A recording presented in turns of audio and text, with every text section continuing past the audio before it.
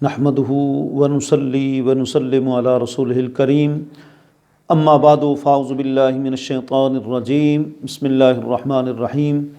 دنیا بھر میں ہمارے چینل کو دیکھنے والے حضرات، آج کا ہمارا موضوع ہے وعدہ پورا کرو، ایفائے عہد۔ آج کل ہمارے ملک میں بہت زیادہ وعدہ خلافی، باہمی، بھائی بھائی سے کر جاتا ہے، بھائی پڑوسی سے کر جاتا ہے، رشتہ دار رشتہ دار سے کر جاتا ہے۔ حالانکہ وعدہ خلافی کرنا ایک اہل ایمان کی شایان شان نہیں۔ اور یہ بھی دیکھیں کہ قیامت والے دن سب سے اہم جن چیزوں کا ذکر کیا گیا کہ ان کے بارے میں سوال ہوگا، اس لسٹ کے اندر اللہ نے وعدے کا بھی ذکر فرمایا۔ چنانچہ فرمایا وَأَوْفُوا بِالْعَهْدِ إِنَّ الْعَهْدَ كَانَ مَسْئُولًا، فرمایا کہ اپنے جس سے وعدہ کرو اس سے وعدہ پورا کرو، کیونکہ وعدے کے بارے میں تم سے سوال ہوگا۔ اگر تم نے کسی سے وعدہ کیا کہ 1 مہینے کے بعد میں تمہیں قرض واپس کر دوں گا، تو اس کا شرعی حکم یہ ہے کہ کوشش کرے 1 مہینے کے اندر تاریخ مقررہ تک قرضہ اس کو ادا کر دے، کیونکہ قرضہ تو شہید کو بھی معاف نہیں۔ اور حضور نے فرمایا قرضہ اتارنے کی جو بندہ نیت کرے گا، اللہ کریم اس کے لیے آسانیاں پیدا کر دے گا۔ جی ہاں، اگر مقررہ تاریخ تک آپ کو نظر آ رہا ہے کہ آپ وعدہ وفائی نہیں کر سکتے، تو پھر اگلے کو بتا دیں کہ بھائی میری مجبوری ہے، میں فلاں تاریخ کے بجائے فلاں تاریخ کو آپ کو قرضے کی واپسی جو ہے وہ کروں گا۔ جی تو اس لیے جو ہے اہل ایمان کی شان ہے کہ وہ وعدہ پورا کرتے ہیں۔ اور کافر کے بارے میں حضور نے فرمایا کہ وَإِذَا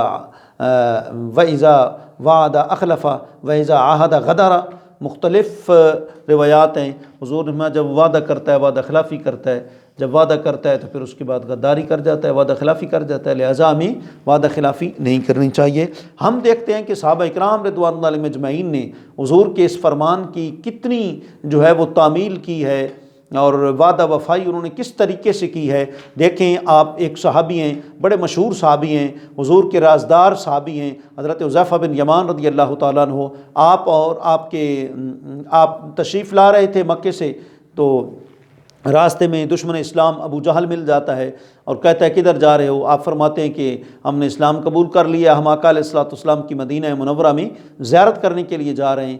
اب حضرت حذیفہ بن یمان کے علم میں نہیں ہے کہ جنگ بدر کی تیاریاں عروج پر ہیں، لیکن ابو جہل کہتا ہے کہ پھر آپ زیارت کے لیے جائیں گے، جنگ میں تو نہیں شامل ہوں گے؟ آپ نے وعدہ کر لیا دشمن اسلام سے کہ میں زیارت کے لیے جاؤں گا اور جنگ میں شرکت نہیں کروں گا۔ چنانچہ اس نے چھوڑ دیا ابو جہل نے۔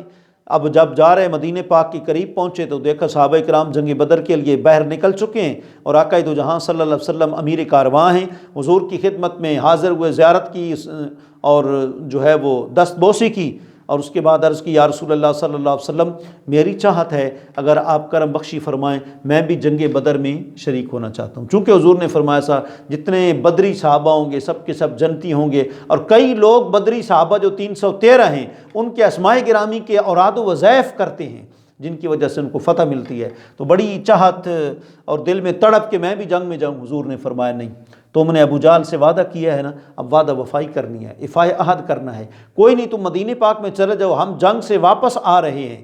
اللہ اکبر، کیسی پاسبانی ہے، اور وعدے کی کیسی پاسبانی سرکار کرا رہے ہیں صحابہ کرام سے کہ اگر تمہارا وعدہ غیر سے بھی ہو، دشمن سے بھی ہو تو پھر بھی، اور سرکار سے اگر کوئی وعدہ کرتا ہے یہاں آپ ٹھہرے، میں آپ کو پیسے دے دوں گا، میں ابھی آتا ہوں، ابھی کہہ کر 3 دن گزر گئے، سرکار ایک جگہ سے آپ ادھر ادھر نہیں گئے، نماز بھی وہاں پڑھتے رہے، کھانا بھی وہاں کھاتے رہے کہ وعدہ خلافی نہ ہو جائے۔ اللہ اکبر۔ اور پھر مزید دیکھیں، آپ کو معلوم ہے حضرت امیر معاویہ رضی اللہ تعالیٰ عنہ صحابی رسول ہیں، اور حضور کے ہر صحابی کا اعلیٰ مقام ہے۔ ہماری اتنی عقل کامل نہیں ہے کہ ہم جو ہے ان کے بارے میں کچھ کہہ سکیں، ہم ناقص العقل لوگ ہیں۔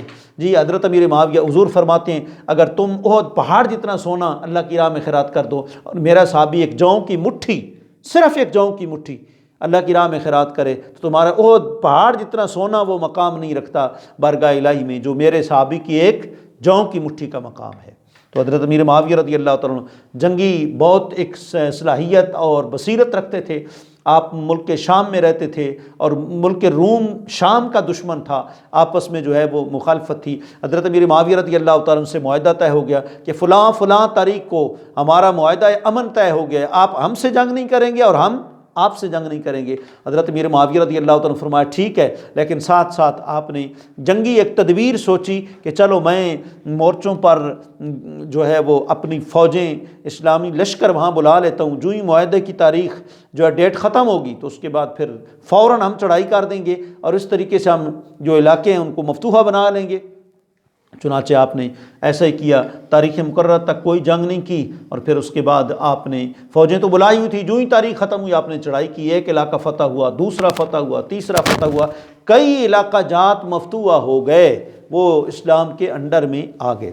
اس درمیان حضرت امیر معاویہ رضی اللہ عنہ فرماتے ہیں میں نے دیکھا دور سے ایک شخص گھوڑے کے اوپر سوار ہو کر آ رہا ہے، میں بڑے غور سے دیکھتا رہا، جب وہ قریب پہنچے تو پتہ چلا کہ وہ اپنے ہی ہیں، حضرت عمر بن عبسہ رضی اللہ تعالیٰ عنہ صحابی رسول ہیں، اور وہ کہہ رہے ہیں کہ معاویہ تمہیں پتہ نہیں ہے آقا علیہ الصلوۃ والسلام کا فرمان، حضور نے کیا فرمایا تھا کہ تمہارا جب کن سے معاہدہ ہو تو پھر بالکل اس کی خلاف ورزی نہ کرو، تو یہ آپ نے کیا کر دیا ہے کہ یہاں کیوں فوجوں کو بلایا ہوا تھا، پہلے ایسا نہیں کرنا چاہیے تھا۔ اللہ اکبر، جب حضور کا فرمان آ جاتا تو صحابہ سب کچھ چھوڑ دیتے۔ حضرت امیر معاویہ نے جتنے علاقے مفتوحہ تھے، فتح ہو چکے تھے، اسلام کے کنٹرول میں آ چکے تھے، وہ کافروں کو واپس کر دیے۔ یہ ہے عشق رسول۔ اور ایک اور مثال عرض کرتے ہیں، حضرت فاروق اعظم رضی اللہ تعالیٰ عنہ جیسے فاتح ایران ہیں، فاتح بیت المقدس بھی ہیں۔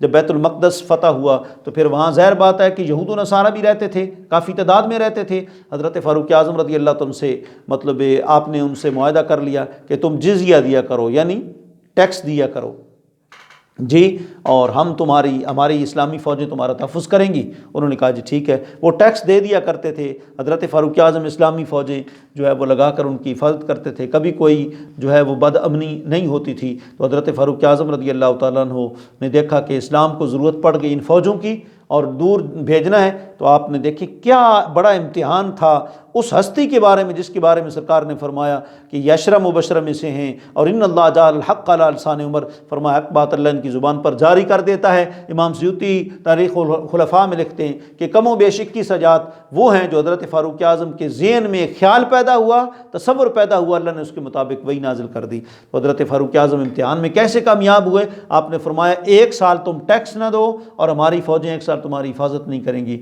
تو 1 سال ان کو ٹیکس معاف کیا، اپنی فوجوں کو دوسری طرف بھیج دیے جہاں ضرورت تھی، تو یوں فاتح قرار پائے، لیکن آپ نے وعدہ خلافی نہیں کی۔ اللہ کریم آپ کو ہم سب کو ایفائے عہد کرنے کی توفیق عطا فرمائے۔ وآخر دعوانا الحمد للہ رب العالمین۔